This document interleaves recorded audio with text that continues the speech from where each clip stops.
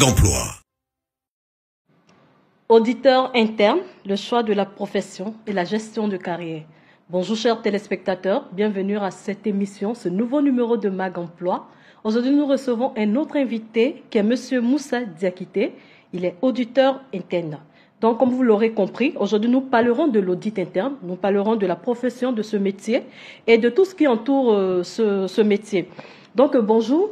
Bonjour, Monsieur Diakité. Bonjour. Bienvenue sur le plateau de Mag Emploi. Merci. C'est un réel plaisir de vous avoir. Le plaisir est partagé. D'accord.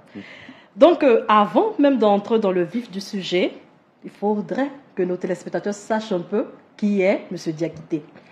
Donc, Monsieur Diakité, il est diplômé d'un master en business, administration et finance, obtenu à l'École supérieure de gestion à Paris en 2014.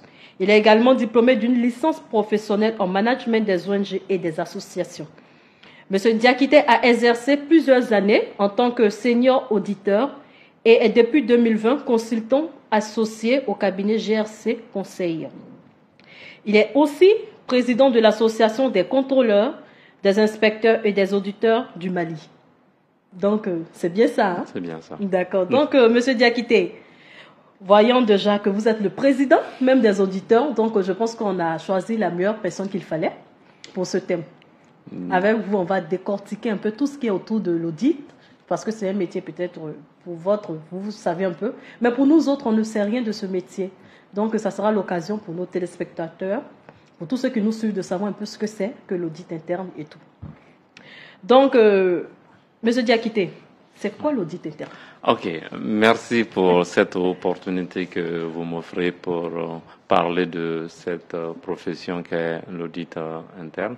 Avant de parler d'audit interne, je voudrais, si vous permettez, parler de l'association des contrôleurs, inspecteurs et auditeurs du Mali que je préside depuis 2021. C'est une association qui a été créée en 1998 et qui se donne comme vision un Mali de bonne gouvernance. Donc la mission de cette association, c'est la promotion de tous les corps de métier, mais particulièrement de l'audit interne dans les organisations publiques et privées. Donc c'est à ce titre-là que je suis là pour parler de l'audit interne. Maintenant, pour revenir à votre question, qu'est-ce que l'audit interne? L'audit interne est une fonction d'assurance et de conseil pour contribuer à créer la valeur ajoutée dans les organisations. Assurance dans le sens que l'audit va donner une assurance sur le degré de maîtrise des opérations. Est-ce que nous maîtrisons nos opérations? Et l'audit va aussi donner des conseils au management et à d'autres parties prenantes à travers des formations, à travers des conseils, des avis. Voilà. Donc, c'est une fonction d'assurance et de conseil qui vise à contribuer à créer de la valeur dans une organisation. Ça, c'est la définition la plus simple. D'accord. Et maintenant, comment est-ce qu'on peut devenir auditeur interne? Alors, comment devenir auditeur interne? Il y a plusieurs voies. Il y a la voie académique. Dès que vous avez un master audit et contrôle de gestion, un bac plus 5, vous pouvez embrasser la profession d'auditeur interne. Il y a certains aussi qui viennent de nos amis des cabinets, qui ont qui ont une expérience dans les cabinets d'expertise comptable, peuvent aussi devenir des auditeurs internes, puisque c'est des fonctions voisines. Et à l'intérieur de l'organisation, quelqu'un peut vouloir devenir auditeur interne, il va faire un test en interne ou bien... Voilà, ça, ce sont les différentes voies. Et vous avez aussi des diplômes dédiés à l'audit interne, des certifications comme le CIA ou le DPAI. Voilà, dans le temps, il y avait ce diplôme-là, diplôme professionnel d'audit interne. Et vous avez des certifications qui donnent le grade d'auditeur interne certifié. Ça, c'est les différentes voies pour devenir auditeur interne. Donc, si j'ai bien compris, une personne même qui peut-être a commencé par une formation qui n'a rien à voir avec l'audit peut plus tard peut-être faire une formation pour avoir à partir d'un certificat être auditeur, ou bien il faut encore revenir suivre le processus normal? Non, quel que soit le parcours, on peut devenir auditeur interne, parce que c'est une profession qui est très ouverte. Vous n'êtes pas obligé d'être calé dans les chiffres pour devenir auditeur interne, contrairement à nos amis de l'expertise comptable où il faut avoir vraiment être un expert dans la comptabilité. L'audit interne, on va le voir tout au long de cette émission, c'est une profession assez ouverte. Nous avons des auditeurs de profil juriste, de profil informaticien, de profil gestionnaire, de profil marketeurs qui deviennent des auditeurs et des très bons auditeurs. Ok, c'est bien noté. C'est ça. L'information est passée. D'accord, donc aujourd'hui, quelle est l'importance même du métier de l'audit même dans une structure, dans une entreprise? L'importance de l'audit, on va dire que l'audit est un pilier de la gouvernance d'entreprise. Dans la gestion d'une entreprise, dans la gouvernance d'une entreprise, nous avons 4 grands piliers. Vous avez l'audit interne, vous avez l'audit externe, vous avez le conseil d'administration et vous avez la direction générale. Ces 4 piliers forment la gouvernance d'une structure. L'audit est un de ces piliers-là, l'audit interne. Et quand on a parlé de définition, on a parlé de fonction d'assurance et de conseil. Mais en réalité, l'audit interne va évaluer quoi? Il va évaluer 3 processus. Le management des risques, c'est-à-dire comment les risques sont gérés dans l'entreprise, identifiés et gérés. Le contrôle interne, qu'est-ce qui est mis en place pour favoriser l'atteinte des objectifs. La gouvernance d'entreprise, quels sont les mécanismes pour assurer un équilibre entre les parties prenantes dans une entreprise. Donc l'audit va être ce pilier de cette gouvernance. Donc quand on veut une gouvernance vertueuse dans une entreprise, il est de bon ton d'avoir un service d'audit interne digne de ce nom. Donc c'est ça son importance. Sur un autre plan, l'audit véhicule certaines valeurs. L'audit est fondé sur 4 valeurs. La première valeur, c'est l'intégrité. D'accord. Ensuite, c'est l'objectivité. Ensuite, c'est la confidentialité, c'est-à-dire que l'auditeur est garant de la confidentialité des informations qu'il reçoit. Et la quatrième valeur, c'est la compétence. Donc, ces 4 valeurs-là, nous avons besoin de ces 4 valeurs-là pour pouvoir mieux gérer nos entreprises. C'est pourquoi, dans certains secteurs, les services d'audit interne sont obligatoires, comme dans les banques. Il est obligatoire d'avoir un service d'audit interne dans les banques, par exemple. Et dans les grandes structures, c'est impensable de ne pas avoir un service d'audit interne. D'où votre importance. Nous sommes très importants. Ok, on a compris. Donc, quelles sont les missions d'un auditeur interne? Les missions d'un auditeur interne, l'auditeur interne va avoir 2 grandes missions. Les missions de conseil et les missions d'assurance. Les missions d'assurance, c'est de s'assurer que tout se passe bien. Les missions de conseil, c'est apporter un plus pour améliorer les choses. Et l'auditeur va faire ses missions d'assurance dans 4 catégories. La première catégorie, c'est les missions de conformité. C'est-à-dire, on compare la réalité à ce qui devrait être. On va comparer une pratique à un texte de loi ou à un manuel de procédure. Il y a des missions de performance. Comment la structure, au-delà de la conformité, comment la structure peut être évaluée sur le plan de l'efficacité, de l'efficience et de l'économie. D'accord. Ensuite, il y a des audits de management, c'est-à-dire voir la cohérence entre les différentes décisions du management. Décisions en matière de ressources humaines, décisions en matière de politique financière, décisions en matière de production, décisions en matière juridique. Toutes ces décisions dans l'entreprise doivent être cohérentes. Et la dernière catégorie de mission d'audit d'assurance, c'est l'audit de stratégie, c'est-à-dire la cohérence entre la stratégie adoptée par l'entreprise ou l'organisation, si vous voulez, et l'environnement dans lequel vit cette organisation. Voici les 4 catégories de missions d'assurance qu'un auditeur peut mener. Par rapport aux missions de conseil, généralement, c'est donner des formations sur des thématiques. On peut faire des formations, par exemple, sur comment maîtriser les activités, comment gérer les risques, comment élaborer un manuel de procédure, comment faire un audit des ressources humaines. On donne des avis et des conseils au management, au conseil d'administration et au top management en général. Voilà. Et l'auditeur peut aussi faire, dans le cadre d'une mission de conseil, de l'assistance. C'est-à-dire qu'un auditeur va être détaché, entre guillemets, pendant un certain temps pour travailler dans une direction opérationnelle. Ça peut être une direction financière, ça peut être une direction marketing, ça peut être une direction des ressources humaines. D'accord. Voilà. Donc, ça, c'est vraiment le panorama des missions de l'audit interne. D'accord. Donc, comme on le dit, chaque métier a toujours des avantages.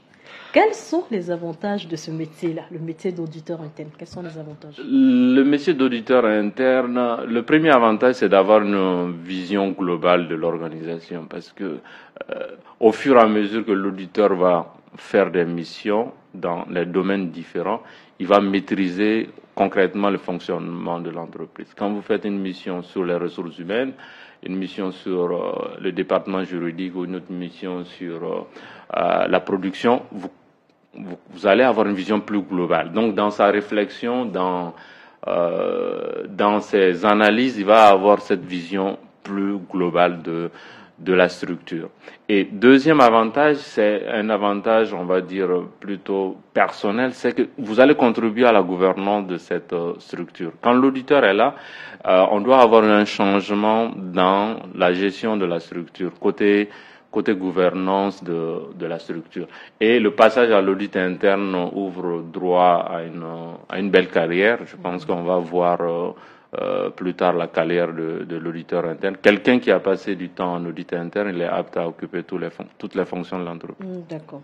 Comment un service d'audit interne est-il mis en place? Le service d'audit interne est mis en place par la volonté des dirigeants, à commencer par le conseil d'administration. Le conseil d'administration, si le conseil d'administration veut mettre en place un service d'audit interne, donc ça va être formalisé et on va prendre il y a des documents qui doivent supporter cela. Le premier outil d'un service d'audit interne, c'est la charte. C'est-à-dire, cette charte-là va donner les relations entre l'auditeur et les autres collaborateurs. La relation de l'auditeur, la direction générale et la relation de l'auditeur et les autres départements. Ensuite, on va mettre en place ce service comme tous les autres services par une note ou bien une décision. Voilà. Donc, quand il y a cette charte-là, l'auditeur va élaborer un manuel de procédure d'audit et un plan d'audit annuel. Chaque année, on fait un plan, c'est-à-dire la liste de toutes les missions que nous avons l'intention de réaliser au cours d'une année bien donnée. Maintenant, par rapport à la structuration de l'audit interne proprement dite, on a plusieurs niveaux de structuration de service d'audit interne selon l'effectif du service d'audit interne et aussi la taille de l'entreprise. Nous avons une structuration à un seul niveau lorsque l'auditeur il est seul. Donc c'est une seule personne qui va être le chef de service audit interne ou le responsable de l'audit interne. Peu importe l'appellation, il est seul. Donc c'est un service à un seul niveau, une seule personne. On va avoir un service à deux niveaux, un service d'audit interne à deux niveaux, lorsque on a un effectif en général entre 2 et 5. On va avoir un effectif à 3 niveaux lorsque on est entre 6 et 20 auditeurs. Les 3 niveaux, c'est quoi? C'est le responsable de l'audit interne, le chef de mission et les auditeurs. En fait, les auditeurs, c'est comme un peu à l'armée, c'est des grades. Le responsable de l'audit interne, lui, il est un général, bon, on va dire un colonel, si vous voulez, un colonel. Voilà. Donc, les chefs de mission, c'est des personnes qui ont fait 3 ou 5 ans d'années dans l'audit interne, et les autres auditeurs, ça peut être des débutants. Donc, vous allez avoir des services à 3 niveaux. Vous pouvez avoir aussi des services à 4 niveaux. Vous avez le responsable de l'audit interne, vous avez les managers, vous avez les chefs de mission et vous avez les auditeurs. Et dans les grandes entreprises ou très grandes entreprises, vous avez des services à 5 niveaux. Vous avez le directeur de l'audit interne, vous avez le directeur de mission, vous avez des superviseurs, vous avez des chefs de mission, vous avez des auditeurs. Donc, ça dépend de l'effectif du service d'audit interne et de la taille de l'entreprise. Une grande entreprise ne va pas avoir la même structuration de son service d'audit interne qu'une entreprise, une petite ou une moyenne entreprise. Donc, ce sera en fonction. Et en fonction de l'évolution de l'entreprise, ce service d'audit aussi est appelé à être étoffé en personnel de qualité et en quantité suffisante. Ok, d'accord. Quels sont les outils nécessaires pour un service d'audit interne? Il y a 3 outils principaux pour un service d'audit interne. C'est d'abord la charte d'audit. La charte, c'est un document officiel que l'auditeur élabore et soumet à la direction pour signature et au conseil d'administration pour approbation. Ça donne les droits et les obligations entre l'audit et la direction, en gros. Ensuite, il y a le manuel de procédure d'audit, c'est-à-dire comment on doit mener les missions d'audit, comment les auditeurs sont recrutés, comment ils évoluent dans leur carrière, comment l'audit est structuré. Ça, c'est le manuel d'audit interne. Et vous avez ensuite un plan d'audit interne qui est un plan annuel. On peut aussi faire un plan pluriannuel, c'est ce qui est conseillé, mais un plan annuel, c'est déjà pas mal. Donc, ces 3 outils-là sont des outils indispensables pour pouvoir être un service d'audit qui respecte les normes. Parce que l'audit interne est une profession normée. On est régi par des normes de l'IIA, et ces normes-là doivent être respectées. Pourquoi cela? Parce que l'auditeur doit satisfaire les clients. Et le premier client de l'audit interne, c'est le conseil d'administration. Ensuite, il y a la direction générale. Et le 3e client de l'audit interne, c'est les autres membres du CODIR, les principaux directeurs d'une structure. Ça veut dire que ce sont ces 3 entités qui sont à même de demander des missions d'audit interne dans une organisation. D'accord, c'est bien noté. Ok, maintenant, quelle carrière un auditeur interne peut-il avoir dans une organisation? Un auditeur peut avoir plusieurs carrières plus ou moins variées, on va dire. S'il veut, il peut décider de faire toute sa carrière dans la même organisation. Dans ce cas, il va gravir les différents échelons. Il va commencer comme auditeur débutant. Certains l'appellent auditeur junior, mais ce terme, je l'évite parce qu'auditeur, c'est auditeur. Il commence auditeur débutant. Ensuite, il va devenir chef de mission, il va devenir superviseur et il peut prétendre être directeur de l'audit interne dans la même structure. Voilà, ça c'est vraiment ceux qui ne veulent pas changer de structure. Voilà.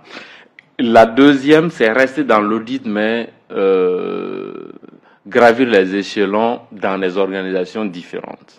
C'est-à-dire que vous pouvez être auditeur débutant dans une structure et quand vous avez de l'expérience, vous allez dans une autre structure pour commencer comme auditeur senior et ainsi de suite jusqu'à devenir responsable de l'audit interne. Cette deuxième option a l'avantage d'emmagasiner beaucoup d'expérience dans la carrière d'un auditeur. Et c'est cette expérience que je conseille beaucoup plus à des jeunes, voilà, de faire de l'audit dans plusieurs organisations. Troisième mode d'orientation professionnelle, c'est de faire une carrière après l'audit. C'est-à-dire que vous allez dans un service d'audit interne pendant 5 ans ou pendant 10 ans et après vous décidez de sortir du service d'audit interne pour occuper d'autres fonctions opérationnelles, être directeur financier, être directeur général adjoint, être directeur général. Voilà, ça dépend de la configuration de l'entreprise et des perspectives de carrière. Et dernière chose, c'est d'aller vers les cabinets de conseil. Voilà, créer un cabinet de conseil pour pouvoir donner du conseil à des structures d'audit interne, pour aider les organisations à mettre en place les services d'audit interne, pour former les auditeurs et pour élaborer tous les outils dont on a parlé, charte, code d'éthique, manuel d'audit, plan, voilà, faire de l'appui conseil. Voici les grandes lignes de la gestion de carrière d'un auditeur. Et chacun verra, en fonction de ses aspirations, de ses compétences et de ses ambitions, quelle carrière est la plus appropriée pour elle. Ok, c'est bien noté, M. Diakité. Merci beaucoup.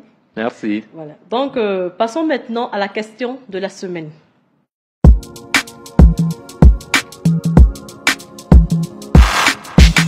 Ok, Monsieur Diakité. En fait, le principe de la question de la semaine, c'est de donner la possibilité aux candidats, aux jeunes soit qui suivent des formations, de pouvoir aussi poser leurs préoccupations aux invités de Mag Emploi.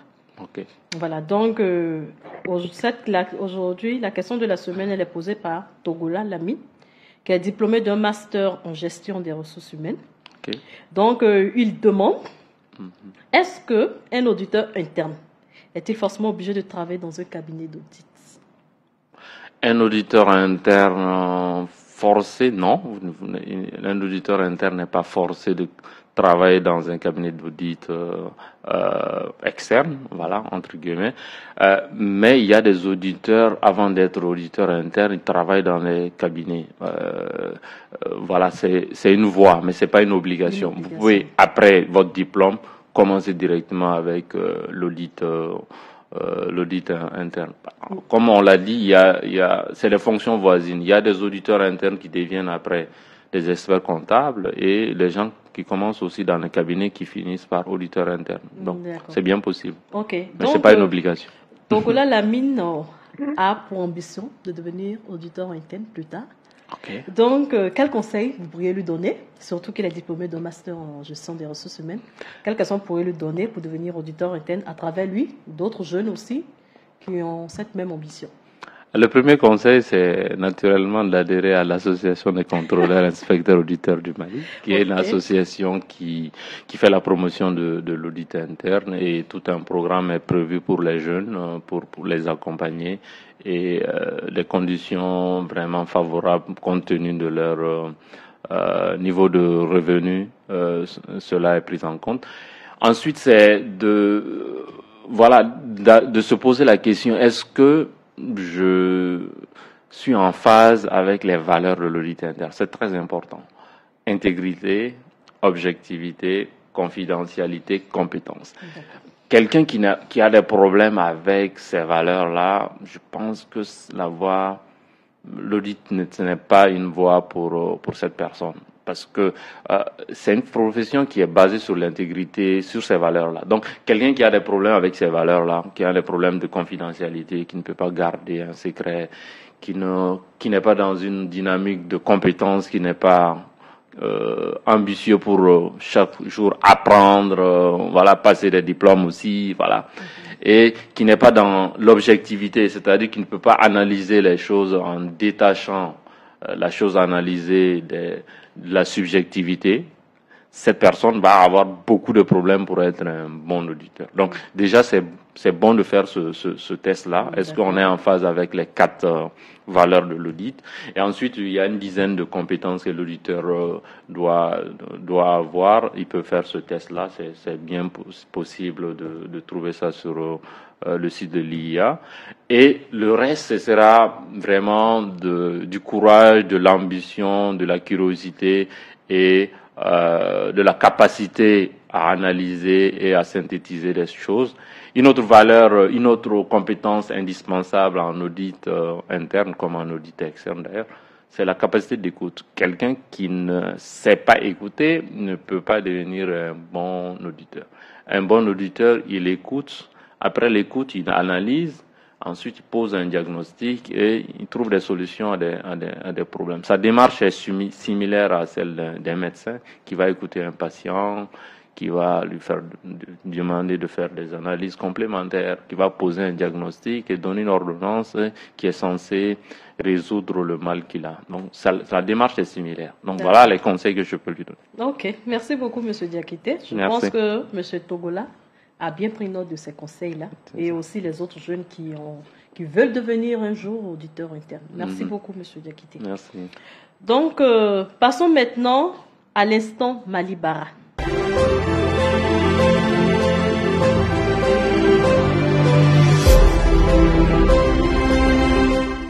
Donc, bonjour Aïssata. Bonjour Sandrine. Tu vas bien, j'espère? Je vais très bien. Ok, donc aujourd'hui tu es là pour une autre chronique. Aujourd'hui tu vas nous parler de la présentation de Malibara. Ce que c'est que Malibara. C'est bien ça. Donc je te laisse la parole. D'accord, merci Sandrine. Conçu en 2014, Malibara est un site de recherche d'emploi basé au Mali.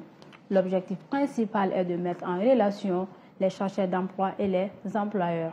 Les employeurs ont la possibilité de déposer leur avis d'appel d'offres et d'offres d'emploi et les chercheurs d'emploi peuvent accéder gratuitement en visitant le website www.malibara.com ou à travers les notifications des SMS et des emails qu'ils reçoivent en s'inscrivant sur le site. Ils peuvent également accéder aux offres d'emploi et d'appels d'offres à travers nos réseaux sociaux professionnels LinkedIn et Facebook. Aujourd'hui, Malibara est la plateforme de recherche d'emploi la plus visitée au Mali, avec plus de 500 employeurs, plus de 10 000 offres d'emploi publiées, plus de 500 000 visiteurs par mois, plus de 5 000 téléchargements de son application mobile, plus de 100 000 personnes inscrites, plus de 70 000 abonnés sur sa page LinkedIn, plus de 80 000 abonnés sur sa page Facebook. Malibara a entrepris des actions qui sont entre autres l'organisation des journées de formation pour les chercheurs d'emploi, la mise en place de Mag Emploi, une émission dédiée exclusivement à l'emploi, mais aussi l'initiatrice de la journée de l'emploi, de l'entrepreneuriat et de la formation qui réunit chaque année plus de 2000 personnes. Ça serait tout aujourd'hui pour Sandrine. À la prochaine fois pour un autre thème d'Instant Malibara. D'accord. Merci beaucoup Aïssata. Aujourd'hui, à travers votre présentation, on sait un peu ce que Malibara fait pour les jeunes à la recherche d'emploi et essaie de résoudre aussi les problèmes d'employabilité au Mali. Merci pour cette présentation. Beaucoup. Donc, M. Diakité, je ne savais pas. Est-ce que vous savez déjà Malibara? Est-ce que vous avez déjà entendu parler de Malibara? Oui, je connais Malibara. D'accord. Je connais Malibara et je visite régulièrement leur site et j'ai l'application aussi. D'accord, c'est une bonne nouvelle. D'accord, donc, M. Diakité, nous allons profiter pour prendre votre mot de fin. Nous sommes à la fin de l'émission. Ok. D'abord, des mots de remerciement pour cette opportunité d'échanger sur cette proposition qu'est l'audit interne et aussi un message fort à l'endroit des jeunes pour embrasser massivement cette profession qui a des atouts nécessaires pour booster la gouvernance de nos organisations, améliorer la gestion et maîtriser les risques. D'accord. Merci. Voilà. Merci. Votre mot de fin. Donc, chers invités, nous sommes à la fin de l'émission. Comme je l'ai dit tantôt. Merci à vous, M. Diakité, d'avoir accepté notre invitation à participer à ce numéro de Mag Emploi. On espère qu'on aura l'occasion de vous avoir encore une autre fois sur le plateau de Mag Emploi. Avec plaisir. D'accord. Merci aussi à Aïssata d'avoir animé cette chronique. À travers toi, on a appris énormément sur Malibara. Je pense qu'aujourd'hui, les jeunes qui n'étaient pas inscrits avant sur Malibara pourront maintenant aller s'inscrire parce qu'il y a plusieurs opportunités qui vous attendent sur le site de Malibara. Donc, nous ne pouvons pas terminer cette émission sans remercier nos téléspectateurs qui nous suivent chaque mercredi à partir de 20h. Merci à vous, merci pour votre fidélité, merci d'être toujours là pour suivre Mag Emploi. Nous vous rappelons que cette émission elle est préparée et présentée par l'équipe de Malibara. Nous nous retrouverons la semaine prochaine sur Joliba TV News. D'ici là, portez-vous bien.